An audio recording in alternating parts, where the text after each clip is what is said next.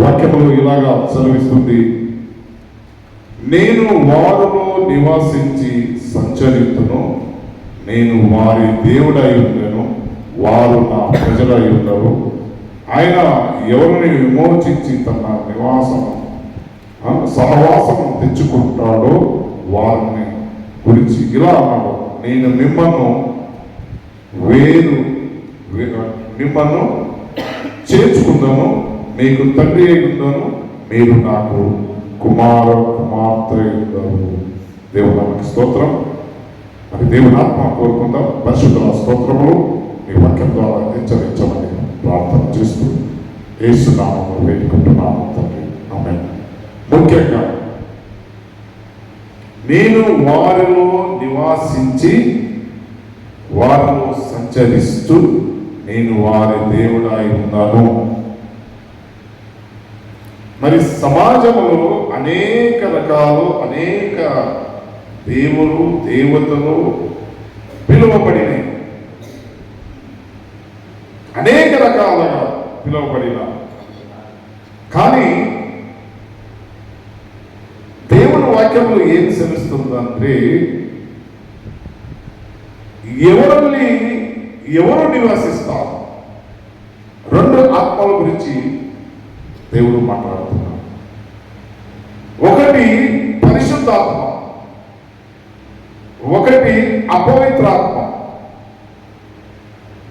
యేసు ప్రభువును సొంత రక్షకునిగా స్వీకరించిన ప్రతి ఒక్కరూ ఇలా దేవుని పరిశుద్ధ ఆత్మ ఉంటుంది.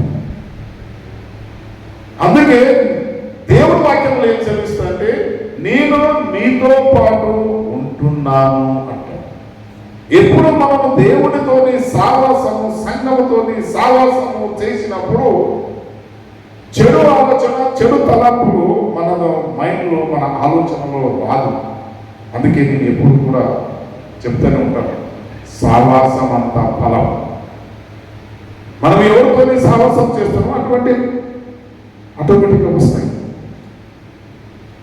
మంచి వాళ్ళు సావాసం చేస్తే మంచి ప్లేస్కే తీసుకొని పోతారు వాళ్ళు. చెడు వాళ్ళు సావాసం చేస్తే చెడు ప్లేస్కి తీసుకొని పోతారు. అందుకోసమే దేవుని సన్నిధిలో మనం అడగాలి,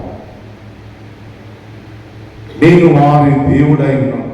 ఎవరు యేసుక్రీస్తును సొంత రక్షకునిగా అంగీకరించుకుంటారో వారికే దేవుడై ఉన్నాడు. అందరికీ నేను దేవుడై ఉన్నాను, అందరికీ దేవుడై ఉన్నాను అని దేవుడి వాక్యంలో మనకు సెలవిస్తుంది. కరెక్ట్, అందరికీ దేవుడే. కానీ సొంత రక్షకునిగా అంగీకరించిన వారికి మాత్రమే ఆయన దేవుడై ఉండి ఆయన రక్షణ భాగ్యం ఇస్తున్నాడు. దేవుడు మాత్రం ప్రపంచకంతా సృష్టించిన అతను ఆయననే కాబట్టి, అందరికీ తండ్రి ఆయననే కాబట్టి, మరి ఈరోజు మరి ఎలాగ దేవుడు కలుసుకుంటాడు, ఎలాగ మమ్మల్ని కలుసుకుంటాడు అన్నది మనం వాక్యం చూద్దాం త్వరగా. 1 పేతురు 2:5 ప్రతి క్రైస్తవుడు ఆత్మ సంబంధమైన ఇంట్లో సజీవమైన రాయి ఆ కట్టడమంతా ఆత్మ యందు దేవుని నివాస స్థలముగా రూపొందుతుంది. అంటే ఒక శిల్పి ఏ రీతిగా ఒక రాయిను మరి చెక్కినప్పుడు ఒక రూపంకి తెస్తాడు. ఎప్పుడు మీరు దేవునితో సావాసం కలిగి ఉన్నప్పుడు దేవుడు అన్నవాడు ఎప్పుడు కూడా మేము చెక్కుతూనే ఉంటాడు. మీరు వెళ్తూ ఉంటే కూడా అనేక సందర్భాల్లో మరి స్ట్రేట్గా వెళ్ళకుండా ఇక్కడ పక్కన చూస్తే పక్కన అసభ్యంగా ఏదో ఒకటి కనిపిస్తుంటాయి. అది మనసులో ఏమంటుంది అంటే నీవు చూడు అంటారు. కానీ ఇంకొక మనసు దేవుడు ఆత్మ ఏమంటుంది, వద్దు, నీకేం పని ఉంటే అక్కడ చూడలేదు. అందుకే దేవుడు ఒక శిల్పిగా మిమ్మల్ని రూపము దిద్దుతూనే ఉంటాడు.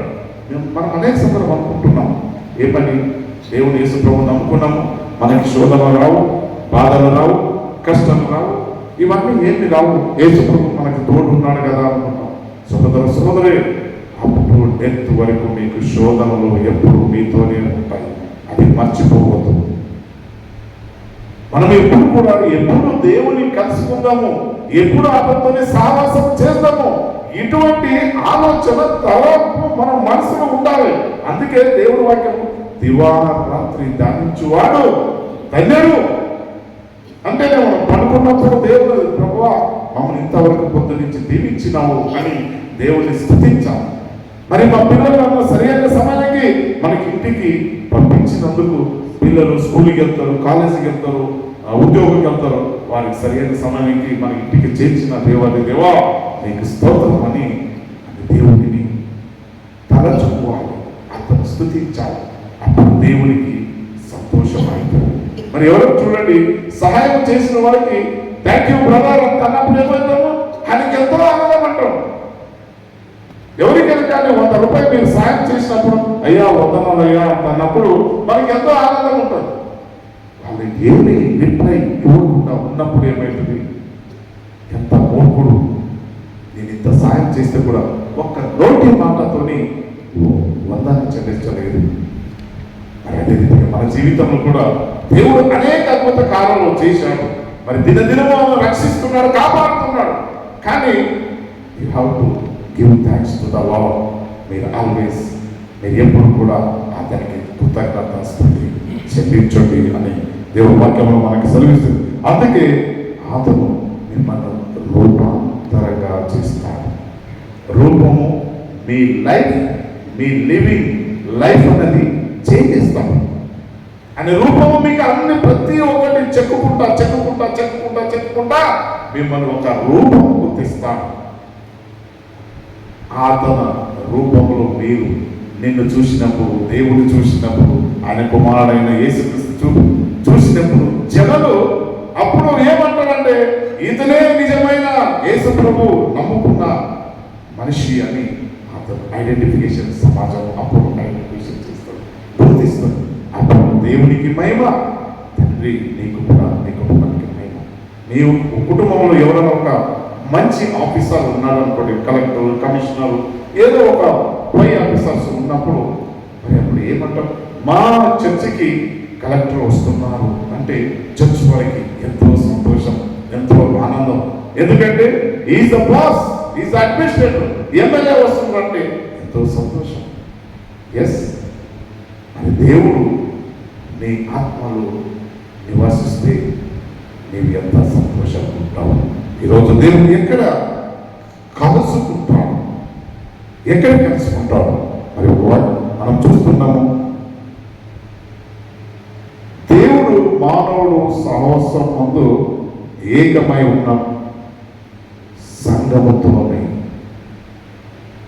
దేవుడు మానవుడు ఇద్దరు కలిసి ఎక్కడ కలుస్తారు? సంఘములోనే కలుస్తారు. దేవుడు మానవుడు సింగల్ కాదు, అనేక మంది ఎక్కడ కలుసుకుంటారు? సంఘములో కలుసుకుంటారు. సంఘములో కలుసుకున్నప్పుడు దేవుడు మీతోని మాతోనే మాట్లాడతాడు.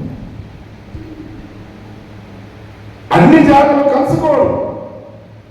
ఇది బజార్లో నిలబడినప్పుడు ఎంతోమంది వాక్యము బోధిస్తుంటారు. ఎక్కడ ఆడ దేవుడు మాట్లాడాడు, ఆడ దేవుడు నీతోని మాట్లాడాడు. కానీ దేవుడు తన సంఘములో కలుసుకుంటాడు. ఈరోజు వాక్యంలో మనం చూస్తున్నాము, నిర్గమకాండము 29:42 చూస్తున్నాం.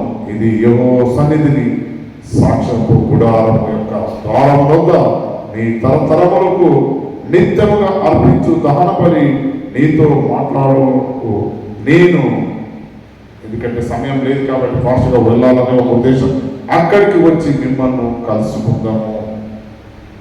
మరి మోషే దహన బలి చేసినప్పుడు దేవుడు అక్కడ కలుసుకుంటాడు.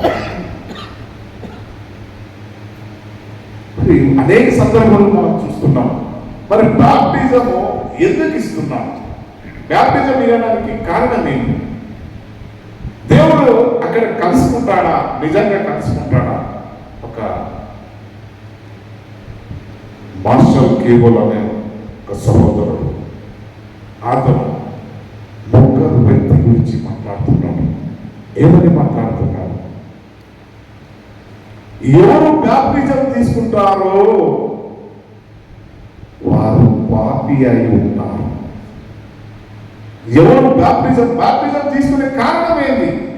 దేవునిని కలుసుకోవడానికి, దేవునిలో లీనం అవడానికి, పాపమమ్మ బంధక నుంచి బయటికి రావడానికి బాప్టిజం తీసుకుంటారు. బాప్టిజం తీసుకున్న వ్యక్తి పాపి అని అనబడుతుంది. ఎవరు బాప్టిజము ఇవ్వబడతారో దైవ సేవకుడు అక్కడ ఏం చేయాలి? ఆ పాపం నుంచి కడగబడాలి, ఆయన విముక్తి కలగబడాలి అంటే ఒక మనిషి కావాలి, ఆయన గురించి మధ్యవర్తి ఒక వ్యక్తి కావాలి, ఆయననే దైవ సేవకుడు ఉంటారు. మరి ఈ ఇద్దరిని ఎక్కడ కలుసుకుంటాడు? ఇప్పుడు దైవ సేవకుడు పాపి అంటే మానవుడు పాపం నుంచి రక్షించడానికి ఇద్దరు ఉంటారు. అప్పుడు దేవుడు నీళ్ళలోని కలుసుకుంటాడు. ఎక్కడ కలుసుకుంటాడు? నీళ్ళు. ఎప్పుడు నీవు ముంచినప్పుడు, దేవుడు పరిశుద్ధాత్మ మీ మీద వచ్చినప్పుడు, నీళ్ళ నుంచి లేవగానే దేవుని ఆత్మ మీ మీద వస్తుంది. ఆ పాపమైన సైతానమైన మీలో ఉన్న ప్రతి ఒక్క దురాత్మ శక్తులు కానీ, అంధకార శక్తులు కానీ, పాపమైన చీకటి మాయమైపోతుంది. ఎక్కడ కలుసుకుంటాడు అంటే నీటిలో దేవుడు మిమ్మల్ని కలుసుకుంటాడు. సోదరు అనేక మంది నిజమైన దేవుడు ఎవరు అని వెతుకుతానే ఉన్నారు. ఇంకా వారికి దొరకలేదు. వారికి ఇంకా నిజమైన దేవుడు ఇప్పుడు వరకు కూడా దొరకలేదు. They are searching day and night. ఎక్కడెక్కడో తిరుగుతున్నారు, ఎక్కడెక్కడో పుట్టలకు ఏదేదో గుడి గోపురము ప్రతి ఒక్క దాంట్లో వారు సతత ప్రయత్నము చేస్తున్నారు. కానీ ఇప్పుడు వరకు కూడా వారికి దొరకలేదు రక్షణ భాగ్యం ఇచ్చే దేవుడు. కానీ మీకు నాకు ఆ రక్షణ భాగ్యం ఇచ్చే దేవుడు మాకు దొరికాడు, కలుసుకున్నాడు. ఆమేన్. Praise the Lord. మరి మనమెంత భాగ్యవంతులు. ఈరోజు దేవుడు మాట్లాడుతున్నాడు, నేను నన్ను సంఘములు కలుసుకుంటాను. రెండవదాన్ని మా పాపమును విముక్తి చేయడానికి నీళ్ళు నిన్ను కలుసుకుంటాను. మరి మనం చూస్తున్నాము రెండవ భాగం ఆయన ఎక్కడ నివాస స్థలము ఉంటుంది. మరి చూస్తున్నాము రెండవదాన్ని సంఘము దేవుని ఆలయము, ఎందుకంటే అది దేవుని నివాస స్థలం. రెండోదాగి దేవుని నివాస స్థలము ఎక్కడ? మందిరం. ఈ మందిరము దేవుడు కలుసుకుంటాడు.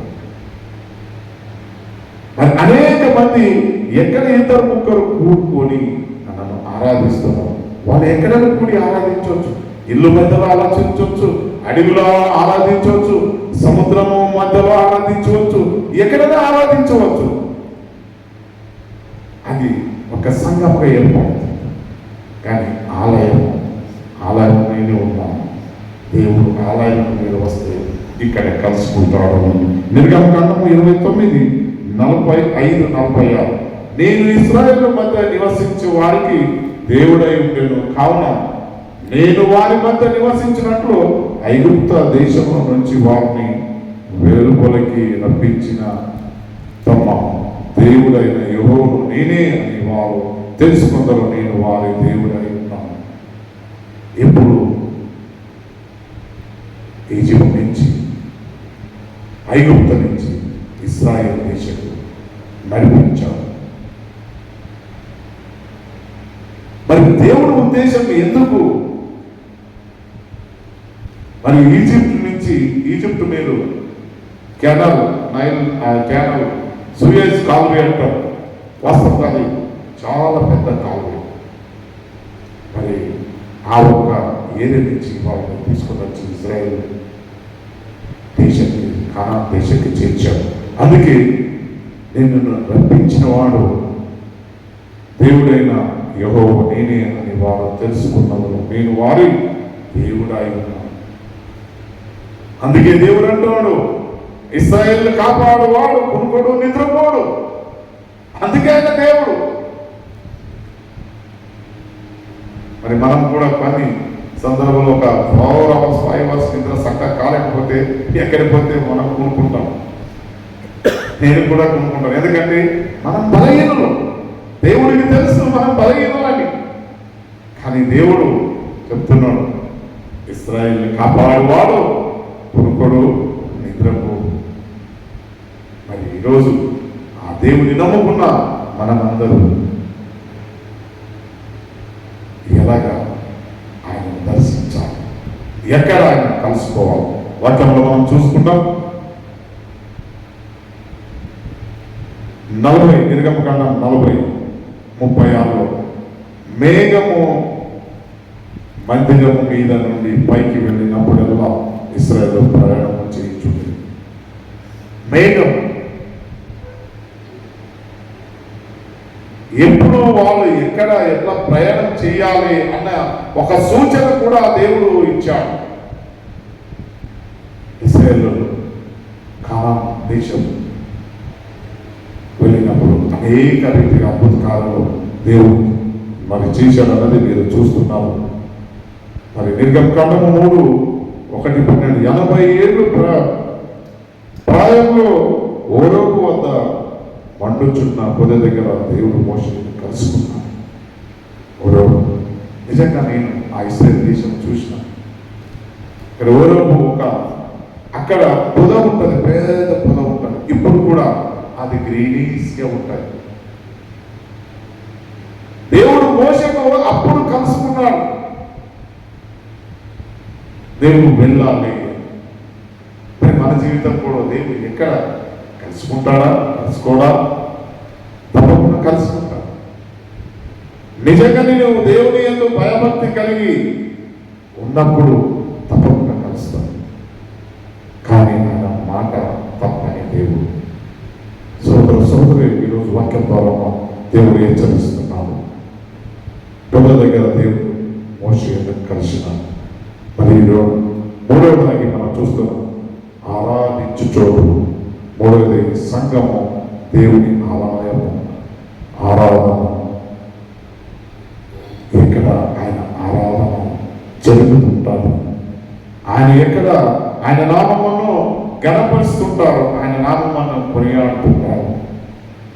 ఎప్పుడు మీరు నన్ను అడగండి, నేను మీకు ఇస్తాను. అనేక మందికి అనుమానమే ఎక్కువ. అనుమానము ప్రాణ సంకటం. అనుమానమే ప్రాణ సంకటం. అనేక కుటుంబంలో అనుమానంతో ఎన్నో కుటుంబం నాశనకరമായി చూస్తున్నాం. అందుకోసమే ఎప్పుడు కూడా మనము అనుమానం పడకూడదు. అనుమానమే ప్రాణ సంకటం. సోదరు ఈరోజు దేవుడు మాట్లాడుతున్నాం. 1 పేతురు 2:5 మనం చూస్తున్నాం. యేసుక్రీస్తు ద్వారా దేవుని అనుకూలముగా ఆత్మ సంబంధమైన బలులను అర్పించుటకు పరిశుద్ధ యాజకులుగా ఉండినట్లు మీరును సజీవమైన నాలుగుల నుండి ఆత్మ సంబంధమైన మంచి కట్టుబడుచున్నారు, మందిరముగా కట్టుబడుతున్నారు. నిజంగా క్రైస్తవ కుటుంబంలో నేను అనేక మంది చూస్తున్నాను. నిజంగా మీరు మందిరముగా కట్టబడుతున్నారు. దేవుడు అంటున్నాడు, నీ దేహమే నాకు దేవాలయం. ఈ దేహం అన్నదే దేవాలయం ఉన్నది. నా మందిరం నేను ఎక్కడ నివసిస్తున్నంటే నీ హృదయంలో నివసిస్తున్నా. ఎగ్జాంపుల్ చెప్తున్నాను. ఒక మనిషి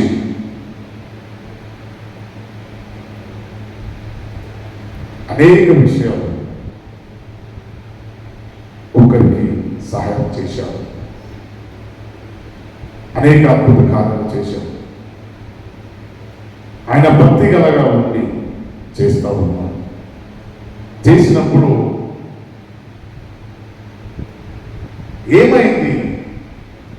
రోజు అనేక మందికి స్వస్థపరుస్తూ వెళ్ళినప్పుడు ఇంకా జనాలు ఎక్కువైపోయింది. ఎందుకంటే దేవుడు ఆయనలో ఉన్నాడు కాబట్టి ఆయన అదే అద్భుత కార్యంలో దేవుడే జరిగిస్తున్నాడు. ఇట్లా అయినప్పుడు ఆయన ఎట్లా మనం పట్టుకోవాలి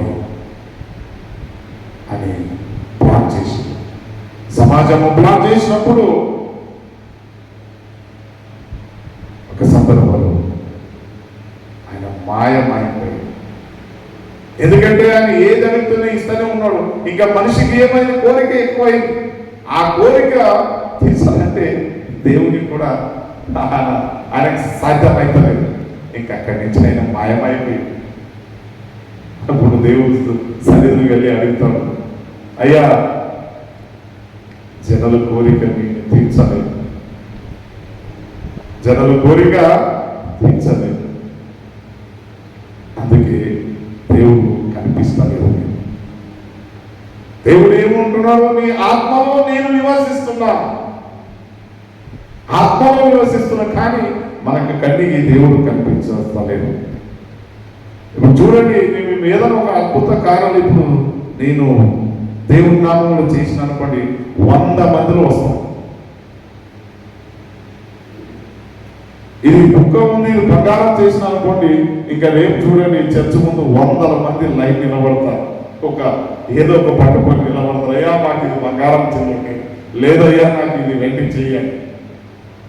అందుకే దేవుడు ఆత్మలో నివసిస్తున్నాం. సోదరి, ఈరోజు దేవుడు మీతోని నాతోని మాట్లాడుతున్నాడు.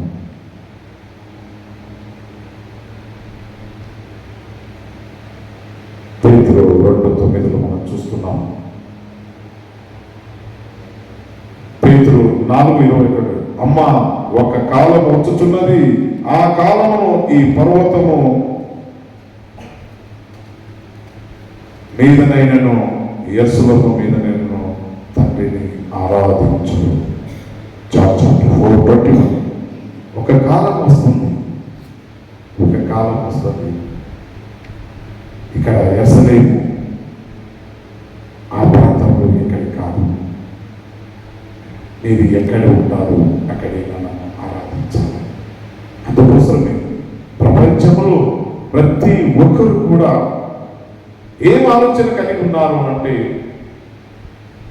యేసు ప్రభు గురించి ఎక్కువ ఆలోచన కలిగి ఉన్నారు. యేసు ప్రభు నిజమైన దేవుడు అని ప్రతి ఒక్క ఎవిడెన్స్ కి సాకు ఎవిడెన్స్ కూడా ప్రజెంట్ ఉన్న ఏ దేవుడు కూడా లేవు. మేము ప్రాక్టికల్ గా చూసినాం. ఈరోజు దేవుడు మాట్లాడుతున్నాడు. ఆ స్త్రీకి చెప్తున్నాను, అమ్మా ఒక కాలం వస్తుంది, మీరు ఎక్కడ ఉంటారో అక్కడే రక్షణ పొందాలి. ఇప్పుడు చూడండి, కొంతమంది ఒక తీర్థయాత్ర అంటారు, అక్కడికి పోతే అయ్యా మాకు మోక్షం కలుగుతుంది, సతి సహగమన పద్ధతితో అన్నారు. వాళ్ళు భార్యాభర్తలు ఒక్కరు ఏదైనా పొరపాటు అయితే భార్య కూడా కాల్చి చంపిన కాలం. అనేక మంది ఏం చేస్తున్నారు? ఆ మోక్షం దొరుకుతుందని ఎక్కడికో వెళుతున్నారు. పేరు చెప్పకూడదు, కానీ అనేక ప్రాంతాల్లో మరి ప్రయాణం చేస్తున్నారు. ఈ రోజు కూడా అనేక మంది ఒక పుణ్య స్థలము అనుకొని ఎక్కడికొకడో వెళ్తున్నారు, వెళ్ళి వాళ్ళకు దేవుడిని ఆరాధిస్తున్నారు. కానీ యేసు ప్రభు వాక్యంలో మనకు సెలవిస్తుంది, నీవు ఎక్కడికి వెళ్ళక్కర్లేదు, నేను నీతో కూడా నేను ఇక్కడనే ఉన్నాను, నీ హృదయంలో నేను నివసిస్తున్నాను, నీలో ఉన్నాను, నీవు నడిచిన జాగ్రత్త నేను నీతో పాటు నడుస్తున్నాను. ఎందుకయ్యా నువ్వు యెరూషలేము వస్తే నాకేదో మోక్షం దొరుకుతుంది, లేదా ఇంకొక ప్రాంతం పోతే నాకేదో మంచి జరుగుతుందని కాదు. నీవు ఉన్న ప్లేస్లోనే నీతో పాటు నడుస్తున్నాను, నీతో పాటు సాహసం చేస్తున్నాను. దేవుడు మాట్లాడుతున్నాడు. సోదరి అనేక మంది అనేక రీతిగా ఈ రీతిగా ఆలోచన కలిగి ఉంటారు. మరి మనం చూస్తున్నాము, మీరు ఎక్కడ పర్వతం కానీ, మీరు ఎక్కడ యెరూషలేము కానీ అన్నెసరీ మీరు ఎక్స్పెక్టెడ్ చేసుకొని వెళ్ళొద్దు అంటారు. మీతోనే ఉంటేనే వెళ్ళండి. అప్పు చేసి పప్పు కూడు తినకూడదు. అప్పు చేసి పప్పు కూడు తినదు. అప్పు ముప్పే. జీవితంలో అప్పు ముప్పే. అనేక మంది అప్పు చేసి యాత్రలో వెళ్తారు. తల్లిదండ్రులను పిల్లల్ని తీసుకొని మోక్షం గురించి 20,000 కిలోమీటర్లు వెళ్తారు. వచ్చినప్పటికీ ఇంత అప్పు అయ్యిందని ఆయన సంతోషంగా ఇంటికి వచ్చినప్పుడు ఇక్కడ ఎవరు అప్పు ఇచ్చారో ఆయన ఎదురు చూస్తుంటాడు, వీళ్ళు ఎప్పుడు వస్తారు అని. వీళ్ళు దేవుడు కలుసుకొని వస్తారు. ఇక్కడ చూస్తే దయ్యము ఎదురు ఉంటుంది. ఏమని వాళ్ళు అంత సంతోషంతో వచ్చిన వాళ్ళ మనసు ఒక్కసారి జీరో అయిపోతుంది. అప్పుడు దేవుడిని కూడా వాళ్ళు ఏం చేస్తారు? దేవుడిని కూడా వారు ఏం చేస్తారంటే చెడుగా మాట్లాడతారు. దేవుడిని నమ్మన్నాడు అక్కడి వరకు. నేను ఉన్న జాగాలో ఉన్నానయ్యా, నేను ఎందుకు వస్తావు అన్నాడు. కానీ మనం ఏం చేస్తాము? అప్పుడు చేసి ఇక్కడెక్కడో ప్రాంతానికి వెళ్ళి దేవుడు ఇక్కడ ఉన్నాడు, ఇక్కడ ఉన్నాడు అనుకుంటున్నాను. కానీ సోదరి మీరు ఎక్కడ లేదు, నేను నీతోనే ఉన్నాను, నీతోనే కలిసి ఉంటాను, నీ మందిరంలో ఉన్నాను, నీతో నీ హృదయంలో ఉన్నాను, నీ ఇంట్లో ఉన్నాను. నీవు నన్ను తలుసుకుంటే నీ హృదయంలో వచ్చి నేను నివాసిస్తున్నాను. చాలా మందికి సత్యము తెలియక అనేక రీతిగా ఏదేదో చేస్తారో లాస్ట్కి వాళ్ళ జీవితము నాశనకు పాలు చేసుకుంటారు. సోదరి ఈరోజు మీరు తెలుసుకోండి, అప్పు చేసి అంటున్నాను. మోసపోకండి. ఈరోజు వాక్యం ద్వారా మిమ్మల్ని అందరినీ హెచ్చరిస్తాను. నీవు ఎక్కడికి పోక్కర్లేదు, నేను నీకు తోడుగా ఉన్నాను. యోహాను 4:34 దేవుడు ఆత్మ కనుక ఆయనను ఆరాధించేవారు ఆత్మతోనూ సత్యముతోనూ ఆరాధించాలి. నీవు ఇట్లనే నన్ను ఆరాధించయ్యా, నీ మందిరంలో ఆరాధించు. నేను ఇక్కడనే ఉన్నాను, నీవు అక్కడిక్కడి. ఆడ దేవుడు ఉన్నాడు, ఈ మందిరంలో దేవుడు లేదు, ఇంకొక మందిరంలో దేవుడు ఉన్నాడు, ఈ మందిరంలో దేవుడు ఉన్నాడు, ఆ మందిరంలో దేవుడు ఉన్నాడు. ఎన్ని రోజులు నీవు ఇంట్లో ఎక్కడ పడితే అక్కడ తిరుగుతున్నావు. కానీ ఈరోజు అడుగుతున్నాడు, నేను ఇక్కడనే ఉన్నానయ్యా, మీరు ఎక్కడికి వెళ్ళక్కర్లేదు. మీరు 4 మందిరకు వెళ్ళండి. మీకు ఒట్టిగా వస్తుందా? ఆటో చార్జ్ కావాలి, భోజనం చార్జ్ కావాలి, అన్నీ శ్రమించారు, సమయం వ్యర్థం, అన్నీ వ్యర్థమే. కానీ అది ఎవరు ఆలోచన చేయరు, చాలా మంది ఆలోచన చేయరు. సోదరు ఈరోజు దేవుడు మాట్లాడుతున్నాడు. నీవు అన్నెసరిగా వ్యర్థంగా నేను ఏది ఉన్నది నీ money what ever it may be దేవుడు నీకు ఇచ్చాడు, నీకు ఆశీర్వదించాడు. ఆ ఆశీర్వాదం నీవు సరైన రీతిగా యూటిలైజ్ చేసుకో. అప్పుడు నీ కుటుంబము దీవించబడుతుంది, నీ సంఘము దీవించబడుతుంది, నీవు దీవించబడుతుంది. ఎందుకంటే దేవుడు మాట తప్పనివాడు.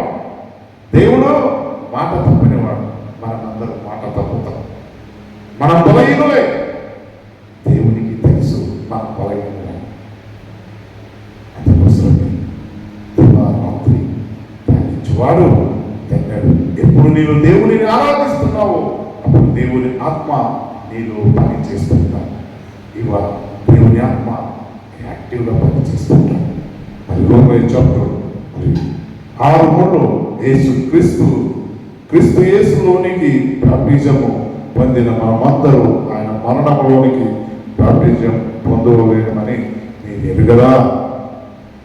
ఏ రోజు మీరు యేసుక్రీస్తు ఉండి అని సొంత రక్షకుని అంగీకరించిన అప్పుడు నేను సొంత రక్షకుని అంగీకరిస్తే దేవుడు మీతో ఉండి నేనుతో నివాసిస్తాను.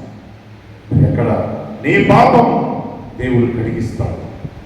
ఈ 3 అంశంలో దేవుడు ఈరోజు నీతో నాతో మాట్లాడాడు.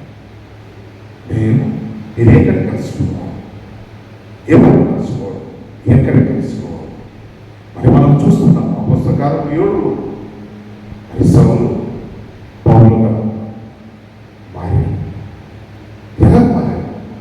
ఆయనను కలుసుకున్నాడు. ఆయన ఆలోచన అంతా ఏమో ఉన్నదంటే, ఈ యేసు ప్రభు ఎవరు నమ్ముకొని ఉంటారో, యేసు ప్రభు దేవుడని చెప్పుకొని తిరుగుతున్నారో, ఎవరు ఈ యేసు ప్రభు అని చెప్పిన వారిని నాశనం చేయాలని దురాత్మ ప్రేరేపణతోని ఆయన పరిగెత్తాడు.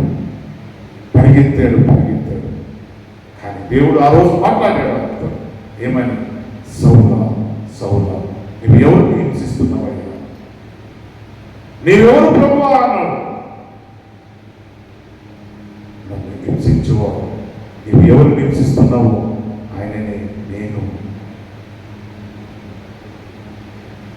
అప్పుడు దేవుడు ఆయనతో మాట్లాడాడు. అడవి ఆరాధకులు మాట్లాడాడు. మరి అబ్రాహాము తన భార్య ఆమెతో కూడా మాట్లాడాడు.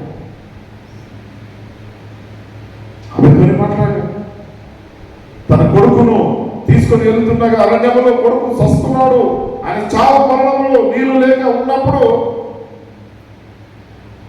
దేవుడు మాట్లాడాడు. ఆమె తన బిడ్డను అక్కడ దూరం వదిలేసి వెళ్ళి ఆమె దేవుని సన్నిధిలో ఏడుస్తుంది. ఏమని? ఆయన మరణమను నేను చూడలేను,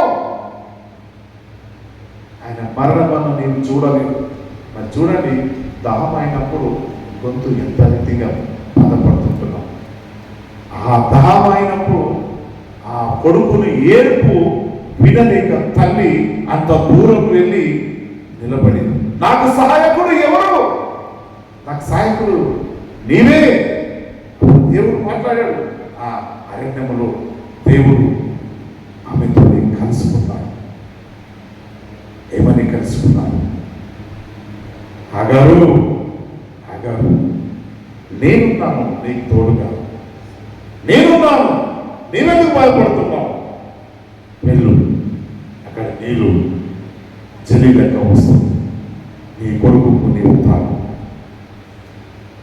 నిన్నను కూడా నీ కొడుకుని నేను ఆశీర్వదిస్తున్నాను.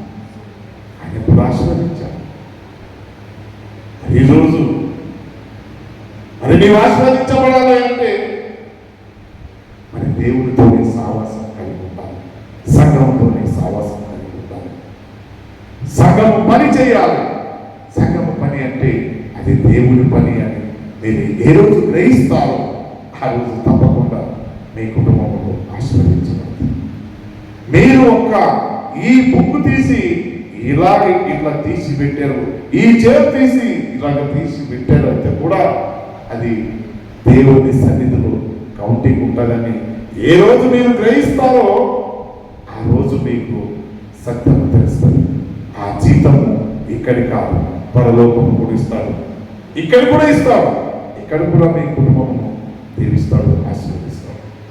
అటువంటి ఆశీర్వాదం మీకు కావాలంటే ఈ రోజు నుంచి మీరు దేవుని పనిలో పాల్గొని మరి దేవుని ఒక ఆశీర్వాదం పొందాలని దేవుడు వేడుకుంటుంది. దేవుని స్తోత్రం. ప్రార్థన పరిశుద్ధులా ఇవి మాతో మాట్లాడినందుకు స్తోత్రములు ఉచ్చరిస్తున్నాను. ఈ అద్భుతకరణ ఆలోచనకర్త ప్రభువా, ఏ రీతిగా నీవు మాట్లాడినవు, ఎక్కడికి కలవాలి, ఎప్పుడు కలవాలి, ఎక్కడికి కలవాలి ప్రభువా. అనేక సందర్భాలు మనం ఆలోచనలు దేవుడు ఎక్కడ కలుస్తాడు అని ఒక ఆలోచన కలిగి ఉన్నాము ప్రభువా. ఈరోజు నీవు మాట్లాడినావు, నీ వాక్యం ద్వారా హెచ్చరించినందుకు స్తోత్రములు చెల్లిస్తూ యేసు నామములో వేడుకుంటున్నాము తండ్రి. ఆమేన్. మరి కానుక స్వీకరి